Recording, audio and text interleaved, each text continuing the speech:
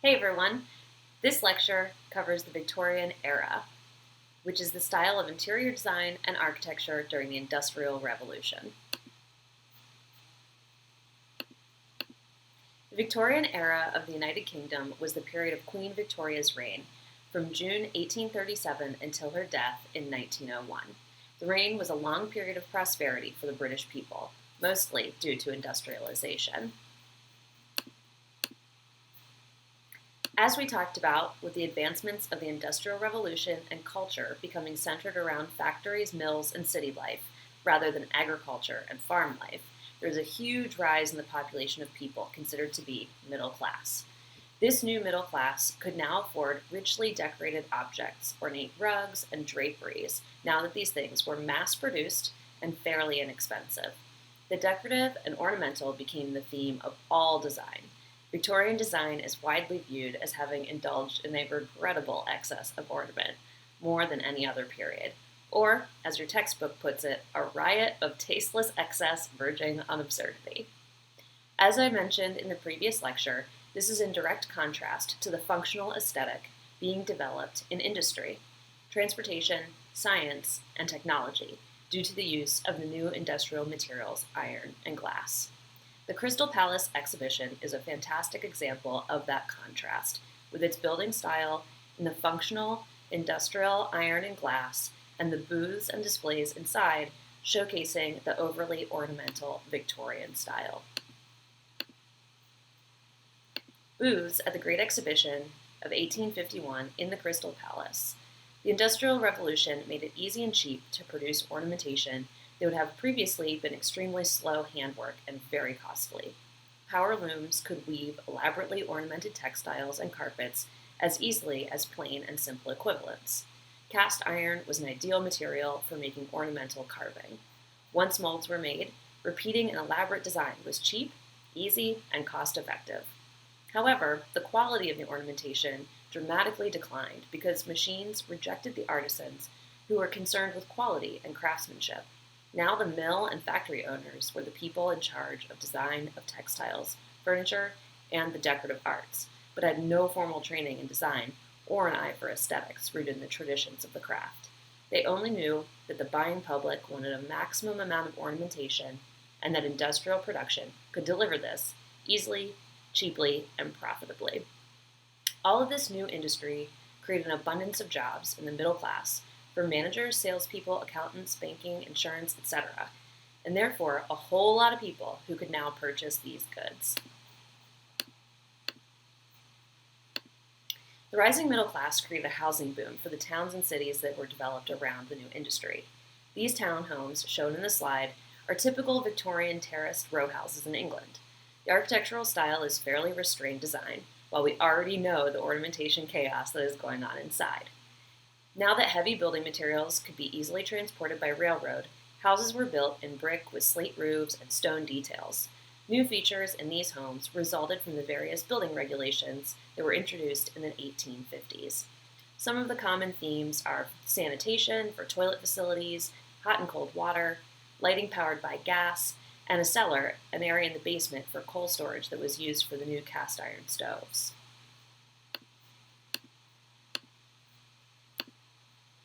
This front parlor of a townhome owned by writer Thomas Carlyle in Chelsea, London, was carefully preserved as a museum and gives a sense of what the middle-class residential interior was like.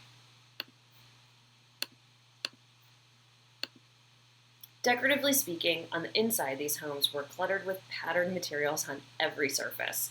Homeowners decorated for themselves and tended to arrange all kinds of Victorian detailed objects all together, creating a rather eclectic look. In the Victorian period, elaborate floral patterns were favored. In many cases, the chairs were covered in fabric to match the wallpaper. Trimming materials such as braiding, fringe, and tassels were added to make drapery rich and complex.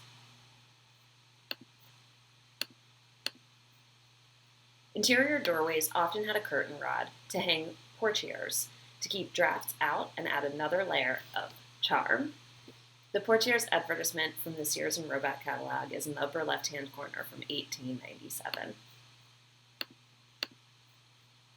If you've seen the Sherlock Holmes movies, the interiors, couture, and street scenes in the movie very well depict the Victorian gaslight era aesthetic. Tin ceilings came into use for an ornamental effect, although the easiest way to decorate a decorative ceiling was with embossed wallpaper to give the faux effect.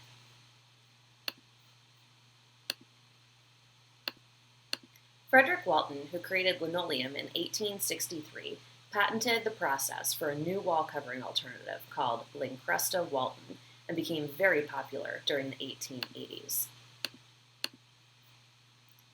Lincrusta was a thick, heavily embossed material that was applied like wallpaper. When you heat it up, it gets soft and easy to shape, so it conformed to corners and curves.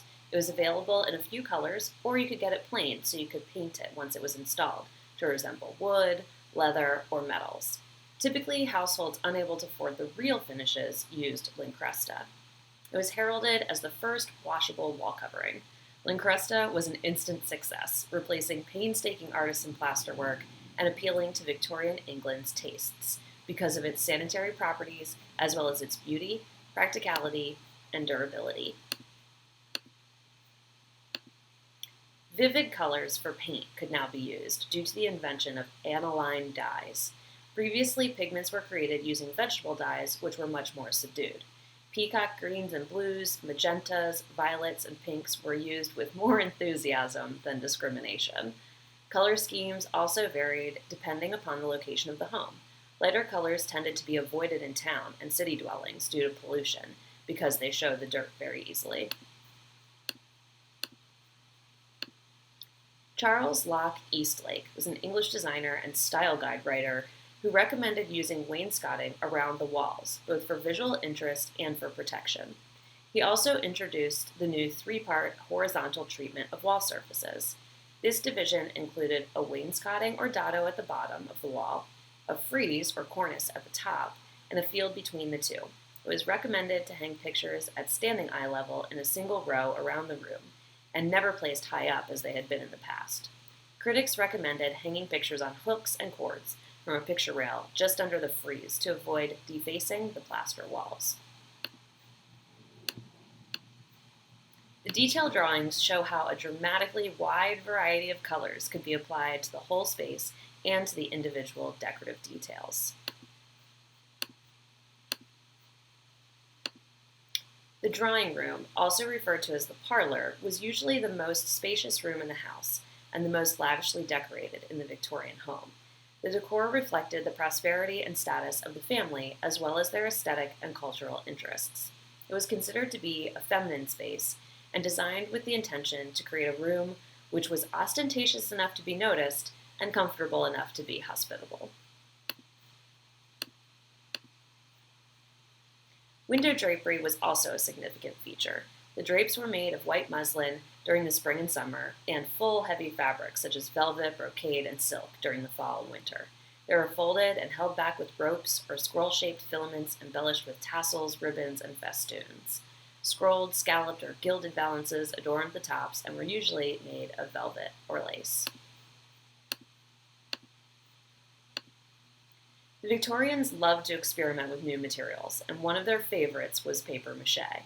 The most common pieces are small items like trays, inkstands, face screens, snuff boxes, and letter holders, but eventually they moved on to larger items and furniture, such as fire screens, chairs, tables, bookcases, wardrobes, and even beds.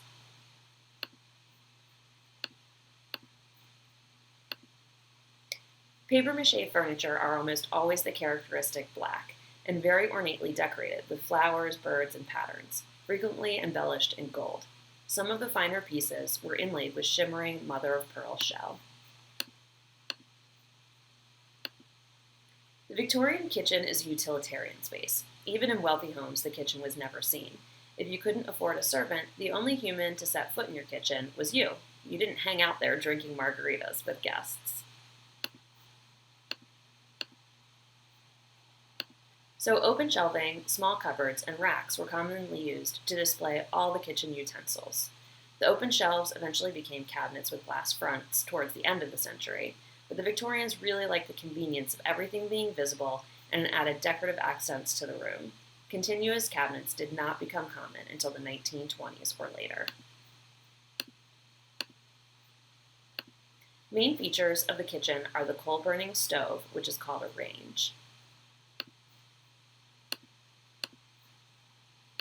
The icebox, which in the 1840s was no more than a box with a block of ice. By the 1860s, this had evolved into an insulated wood cabinet filled with crushed ice. They also had cast iron utensils for the kitchen that came about, something like these ice grippers. This is a Hoosier cabinet, invented as a pantry for all of your industrial kitchen gadgetry.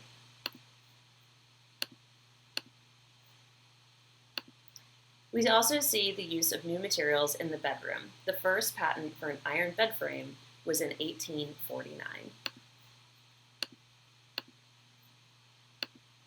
Some beds were still canopied four-poster beds, but most homes converted to the more typical open-style bed by the mid-1800s.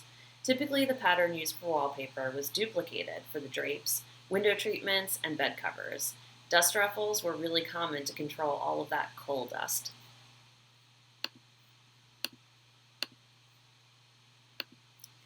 Millions of houses were built, not only catering to the rich and the new middle classes, but also for those who were still relatively poor.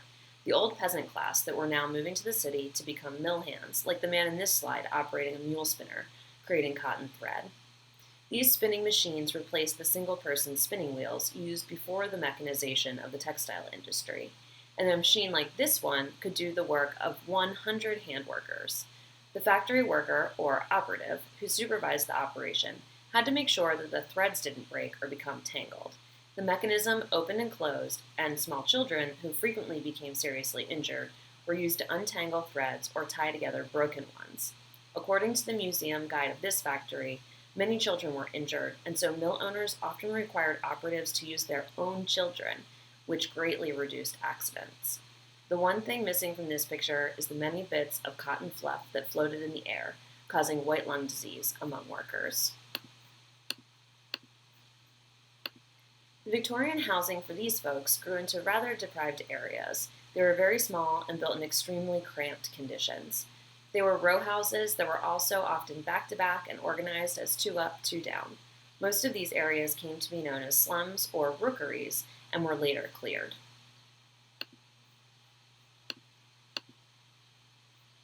Now we'll move into talking about the Victorian era in America. In America, the same processes as Victorian Britain occurred, where farmers became middle-class city dwellers, managers, professionals, and businessmen. The housing boom here also called for the design of entire blocks of row homes like these Victorian brownstones in Brooklyn Heights, Brooklyn, New York. The same phenomenon occurred in other large cities, more brownstones in Boston, brick row homes in Philadelphia, and Baltimore. The Italianate style was often used for brownstones, but it's easier to point out the characteristics in a single-family home. The Italianate style is characterized by low-sloping, hipped roofs, porches with columns, bracketed roofs and cornices, and often, in the single-family home version, a square tower on the top.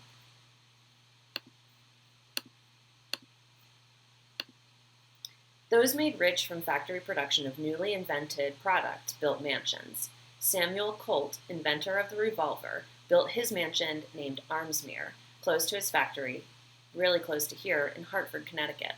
Notice the square Italianate towers and bracketed roofs. The C.A. Belden House in the Pacific Heights section of San Francisco exhibits typical features of the Queen Anne style Victorian, with asymmetrical exterior elements, bay windows, mixtures of brick, terracotta, and decorative inserts. There are many small nooks, bays, and other irregularities that made Victorian houses cozy and full of charm inside, and seriously added to the cluttered ant farm feeling as you navigate the interior.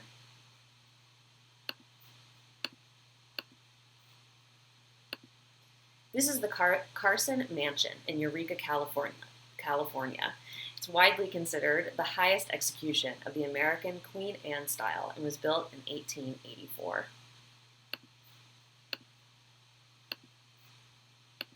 The famous row of colorfully painted Victorians in San Francisco are known as painted ladies, or gingerbread Victorians.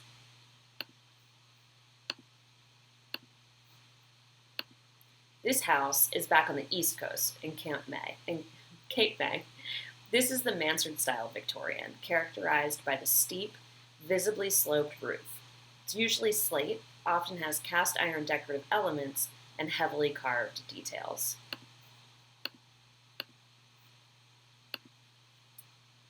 This is a typical Carpenter Gothic style house located in Martha's Vineyard. The term is used for an adaptation of the Gothic revival style in America. Usually it uses a pointed arch form and woodwork in spiky decorative patterns. Leaded glass windows are also common, sometimes with colorful stained glass. Two more rustic Victorian styles were also developed. This one is called shingle style. It is clad in cedar wood shingles that naturally gray in the weather. Exterior ornament is usually more sparse, but the building forms are very complex, like a Queen Anne style, with gables, projecting wings, porches, dormers, round bays, turrets, and towers. You see many of this style in oceanfront areas like Newport and Narragansett, Rhode Island, and also New Jersey.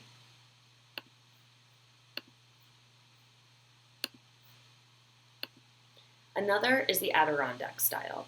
This style developed in the Adirondack Mountains of New York. William Durant, who this camp was built for, was the driving force behind extending his railway lines leading to the North Woods, and subsequently responsible for the development of resources in the Adirondack Mountains. Railroad travel became reasonably fast and comfortable, so those who could afford it would retreat from city life to summer vacation cabins, camps, and lodges. Adirondack-style furniture was typically made from tree branches and sometimes with the bark still on. On the interiors of these camps, large stone fireplaces dominate the rooms. Rustic furniture, rugs, and cloth wall hangings, hunting trophies, and oil lamps decorate the space. This is a replica of a space in the Adirondack Museum, and it's a little more clear to see the variety of colors on the interior, as well as some of the Japanese influences that were very popular during this era. In the next lecture, I'll give you a short little walking tour of the Victorian homes in New Haven.